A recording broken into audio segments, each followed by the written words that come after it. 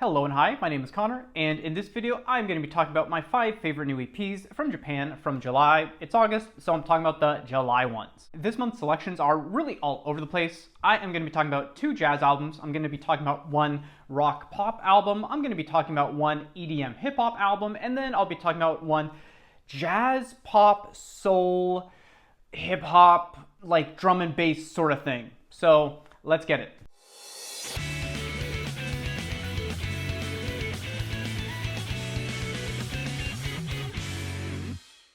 Okay, so first up, I want to talk about the amazing new EP from the jazz rock band Khaki, and this is titled Genshi. Now, I loved their amazing album from last year, which is titled Hako. I was all about it. Oh my god. There was one song on there that I absolutely loved, which is called Winter Babe. And that song, without fail, okay, makes me shake my ass every single time. It is so groovy, it is so funky, and I love how the bass plays in coordination with the piano on there. It's just all kinds of wonderful. And I'm very happy to say that this new EP has a lot of that same DNA. This EP is 6 songs long, and in my opinion, they are all gold certified. They're all absolute bangers, and I'm even really having trouble choosing my absolute favorite, but I think overall there are 3 standout tracks which I am just in love with. That is going to be City Hotel and Holiday and Oi Oi. God, these are good. Now, I think in the case of this EP, I would probably say that the ass-shaking song, the twerking song, if you will, would probably be City Hotel. This song just really showcases how the band has just perfected their sound that they really started to get on Hako, but everything here is just like everything I've ever wanted from them. This EP features all kinds of lush compositions and gorgeous vocals and these just beautiful instrumentals, luxurious vibe. I would even say that that vibe has something of a 60s, 70s sort of jazz lounge spy sound to it. Now, of course, that's not to say that I don't love those like 3 other songs on this EP, but those like 3 that I highlighted are just the cream of the crop. I constantly go back to them. And sure, while I have done lots of like full listen throughs of this EP, I listen to those 3 just on their own all the time. I love them that much. Now, I will say I might be a little bit biased because I saw Khaki live back in April of this year, and I think maybe that experience planted the seed of, oh my god, they sound so great, I can't wait to see what they do next, it's going to be fantastic. And maybe I like tricked myself into thinking that whatever they make next was going to be fantastic, but I really think that these songs here prove that these songs themselves are fantastic. So I don't think you really need to have that particular lone experience to think what I think, to hear what I hear. Because I think it is very obvious just from the get-go that, wow, they cleaned up. They made everything sound incredibly polished and perfect. At least for me personally, this might be my favorite jazz project of the year. I don't know, but if something does top it, that would be hard. I would be surprised. Okay, and now our next EP is going to be titled Kinunari, and this is by the band Caico. Caico are a 3-piece band from Kyoto, and this is the rock EP of this month's selections. There is not quite more rock than this, but this isn't even like really shoegaze or punk like what I normally talk about. This is really like in your feelings, soft boy kind of rock. And because of that, it has a bit of a pop slant to it because it is kind of emulating some of those like anthemic, I love this, I feel this, you know, sort of like sing-song music.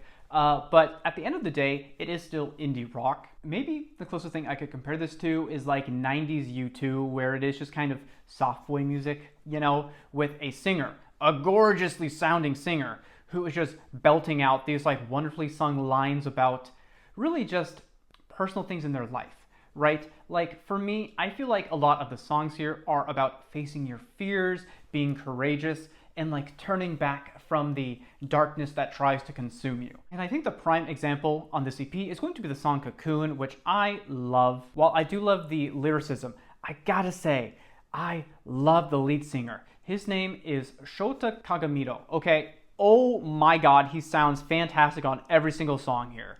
I think one of the things that I noted in my written review for this a few weeks ago is that he could so easily be auto-tuned or have really any kind of effects on him in any way whatsoever, but it just sounds like he is singing raw, and he sounds great raw. Oh my god. There is one song on this EP titled Telepathy, and I feel like you could easily switch him out with like the lead singer of Hitsuji Bungaku, and you've just got a Hitsuji Bungaku song. It's still indie rock, but it has that kind of pop sound like they have.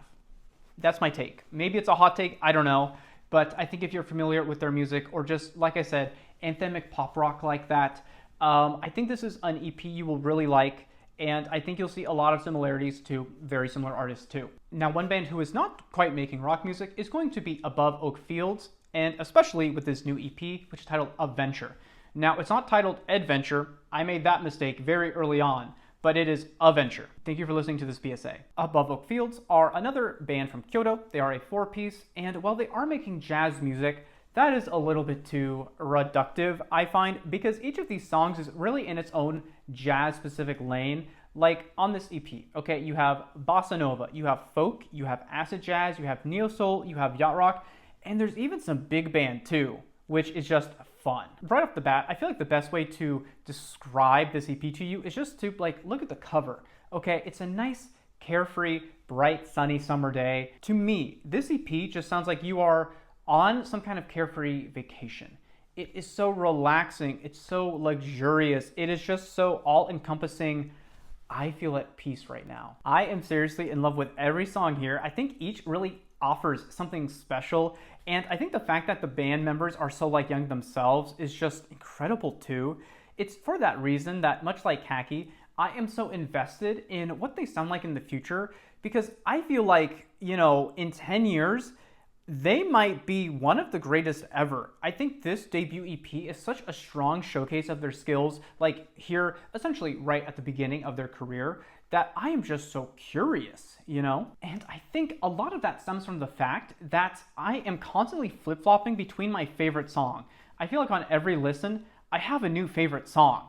I think for now it's probably the 4th one, which is titled Kirihari Tsumete. I don't quite know, but this one just speaks to me right in the here and now. Honestly too, I feel like this one is really giving Khaki a run for its money, with this being my favorite EP of the month. It's like a super close second, and it's really hard to choose because they're both jazz albums, so it's whereas I could choose okay, this is jazz versus electronic, well, I feel like July was more of a jazz kind of month. Nah man, I just can't really choose. I think they are really on equal footing, which is surprising for me to say, but I'm happy for them because this is just so great, frankly. And if that wasn't enough, this next EP is pretty jazzy too. This is going to be RMY by the band Almi. Now, I would call this something of an electro-pop EP at its core, maybe, but I am a little bit hesitant because there is just so much happening. This is also very jazzy and fun and dancey. There's a bit of hip-hop, there's a bit of breakcore, drum and bass too. It's just all kinds of fun kinds of music, especially on the song called Turnin' Back. This song sounds like a party and everyone is invited. Yes, even you. And also me. And we're gonna carpool, but you're paying for the Uber, so sorry. But thank you. The lead single of this EP is titled Cherry Blue, and it is also the first song on the EP as well, and it's crazy. This was a good choice as a lead single. The keys, the bass, the drums, the singing, oh my god, it's all perfect.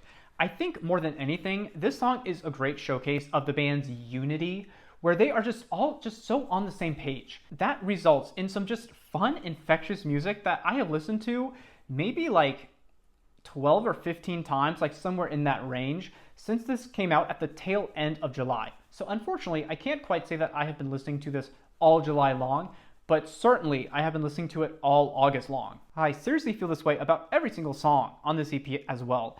There's one song called Mint Drop. This is that kind of drum and bass song a little bit, but it also has this classy jazz interlude in the middle. And while that works on paper, sure, that's hard to really institute in the mix in the actual song itself. But they pulled off the execution. I feel like they always nail whatever they set out to do, and I think maybe this song is the prime example, but I think you could really choose any of these songs and say, okay, what were they attempting? And they nailed it. Surely. On top of all this too, I absolutely need to comment on the mixing. It sounds incredible. That song, Mint Drop, especially so, because it sounds like the song is attached to a strobe light all around you, and it follows you around in the mix environment, and it is really, really cool. There is truly so much that I love about this EP, that I am just finding to be completely addictive. I love the vocals too. It's just so great. But even if you don't like the vocals for whatever reason, they actually recently released an instrumental version, which I haven't listened to yet because I'm just enjoying everything here.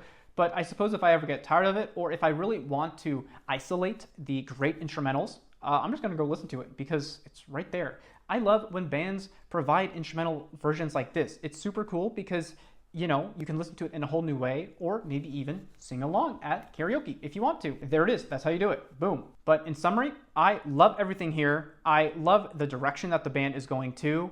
I love their sound, and frankly, I could hear them maybe performing on some kind of NHK year-end concert series within the next like 5 years even, because of the great trajectory that they're on like right this second. So love this, I think you will too. And this really has something for everyone, I feel like. And so for our last EP, I want to talk about this one called dear.exe from the artist, I'm gonna mess this up, all right, utumiyqcom. I don't know how I'm supposed to pronounce it, so I'm just gonna like phonetically say it like that. This is a solo artist who last made a collab EP with the artist Khaki back in, I want to say maybe April, maybe May, and that was titled Escape to the Green. So that was my first exposure to this artist, and I had a lot of fun. That was this electropop, bedroom pop sort of EP with a lot of vocaloid as well, but utumiyqcom is actually a singer as well as a producer, so she sung a lot there as well. Dear.exe came out on July 1st, and it has been in constant rotation for me for the past, what, like 40 days now. It sounds like a clear, bright, sunny day. It's all that bedroom pop and also hip hop. And I also find that the cover of this EP is really speaking to the EP's sound as well. It's that kind of, I think it's pronounced like fruitager arrow sort of aesthetic, like Y2K sort of thing. And it is just so involved in like every second of every song that it really sounds like you are inside of like a pipe of like the internet. It's super cool. Now, I did call this hip hop. There's no rapping, but I do feel like the production could easily lend itself to any kind of rapper who wants to join in on this. But it is mainly sung pop music over these very like lively, almost trap type beats. But I feel like just calling it trap is really doing the whole EP a disservice because it's just hip hop in general, I feel like. Though I would really say that the final song, which is titled 35 Degrees Celsius, is actually hip hop, though it's still a little bit sing-songy. Production-wise though, this is definitely an electronic album, and it is just really hitting my brain perfectly in every way that I want to. Those keys, the percussion, and the sampling is just perfect. I think if you're a fan of other like Japanese hip-hop rapper girls, I would say you might like this if you are a fan of like Ego and also Killwiz. This is very much in that same lane, though it is still a little bit less rap and just more really energetic like electronic music. Now there is also quite a bit of drum and bass across every song here too, especially on the song called Debug Room. This one is my personal favorite on the EP, and it's probably the one that I've gone back to the most, though a lot of that too is because of Utumi's just very emotive voice. Maybe in some ways it is more passionate than what the instrumentals actually call for, but it just always seems right what the song needs. Furthermore, she isn't really applying any voice modulation to it at all either. While she could have gone like crazy auto-tuned on a lot of these songs because they are just so electronic inspired, there's like barely any. She's just a great singer, and I think the production only backs up that fact too. This is an artist that I only started listening to a few months ago now, but I am already a huge fan. I think she is so cool, and I just love everything she produces. I think if you do end up listening to this and really enjoying it, which I think you will, you should really check out that EP I mentioned a second ago called Escape to the Green. I will have like the photo of it here. It's fun. It's really great, and I think even if you aren't such a big Vocaloid fan, it just works with her production style like really, really well. So for that reason, I don't think you'll get de-vibed in the slightest. And that's coming from someone who really doesn't quite like Vocaloid music. It still hit for me like perfectly. Okay, and with that,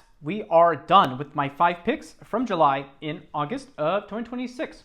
Thank you for watching. In case you want to hear more about my favorite music week to week, you can check out my Substack where I write about exactly that. I think I've actually talked about all of these EPs now. So if you want to see more of my thoughts on pretty much each of these, they are there. And as always too, thank you so much to my patrons for supporting me and for supporting videos like this. In case you want to get involved with that, there will be a link in the description, and you can sign up for $1 a month and you'll get your name in the credits like all my homies at the tail end of this. And in case you want to check out any more videos like this in the same series, here is a link to the playlist where I have lots more.